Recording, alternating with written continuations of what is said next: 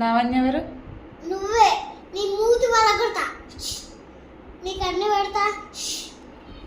రోహిత్ నన్ను నిన్ను పెడతా, నీకు అన్ని పెడతా అని అన్నావు అనుకో, నీ మూతి వాళ్ళ కొడతా లావణ్య.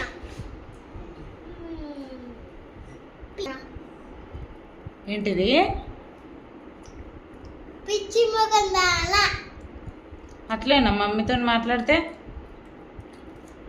మా నాతో మాట్లాడుతూ ఎట్లుంటుంది? వెళ్ళిపోయాను అంటే నన్ను నువ్వు అల్లరిస్తానా మరి? చెప్పు అని దంచాలా. ఏంటిది? నిన్ను దంచాలా హామ పట్టుకొని ఇట్లా. ముక్కు కంటింది అంతా రామచంద్ర.